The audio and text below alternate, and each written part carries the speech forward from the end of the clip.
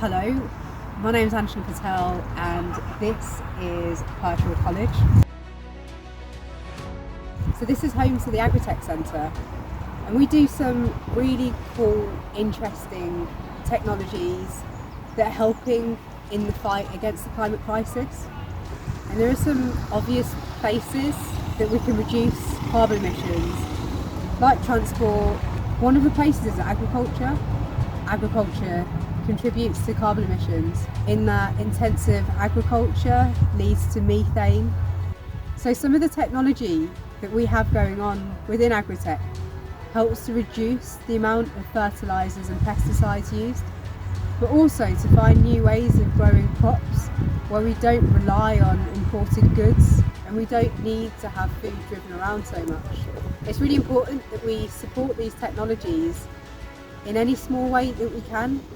Agriculture is a large-scale outdoor farming system which requires a lot of inputs, a lot of water, a lot of nutrients, a lot of machinery, a lot of fuel to be used to generate our food. And in some cases, certainly with beef production, we've taken up our land and we're having to grow cereals to then feed to the beef cattle, which we are then consuming. And that means that the way we use our space is not that effective, and also the way we use our resources is not the most efficient use of resources.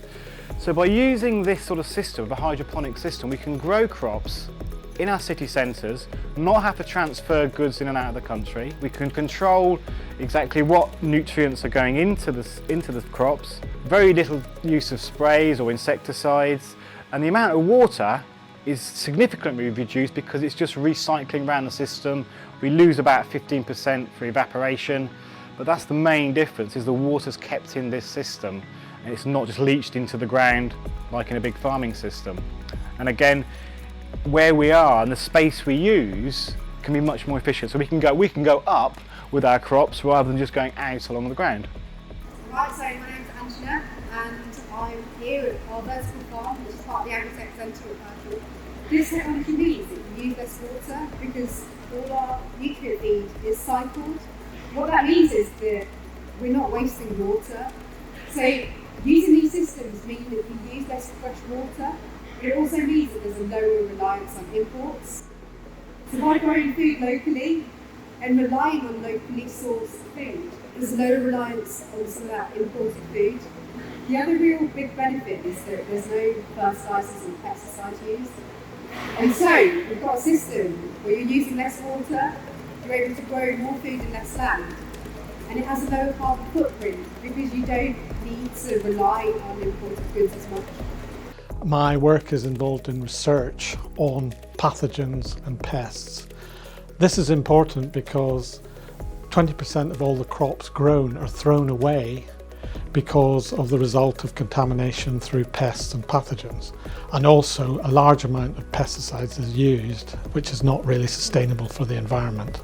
We look at Botrytis cinerea, which is a major pathogen on strawberries and also on grape crops, and is a worldwide pathogen. We've developed diagnostic techniques with that for detecting that pathogen. We work with the biggest strawberry producer in the country on detecting post-harvest rots of strawberries. And another that we have in the Agritech Centre here, we work on detecting potato blight, which is a major problem. My name is Dr. Chris Hatcher and I'm a lecturer and postdoctoral researcher here at the Agritech Centre. My research at the Agritech Centre is using drones and multispectral cameras attached to drones to monitor crop health, and you can also use information like water availability and nutrient composition to determine what's going to be good to grow in those areas. And you can do that using drones flying over the area to gather that information. I lecture on a remote sensing course and my research feeds into that teaching perfectly because I'm teaching the students the same processes that I would do for my research. And that's from flying the drone and using the multispectral sensors that we use all the way through to processing that data and using specialist software to develop models for looking at crop health, as well as determining what would be good to plant in certain areas based on nutrient availability and water availability. The equipment that we have at the Agritech Centre is cutting edge. We're using a Centera 6X sensor, which means that it looks at light in the visible spectrum that you and I see now, but it also looks at wavelengths we can't see, like red edge and infrared. And that means we can look at plant health and chlorophyll content, so we can see how healthy the plants are and how productive they are. So this is an image of a field in Leicestershire where the farmer is being subsidised by the government to designate some of his land purely as habitat. And this image shows visible wavelengths that you and I see, and you can sort of see flowers there, but it's difficult to determine how many flowers there are and what plant species there are.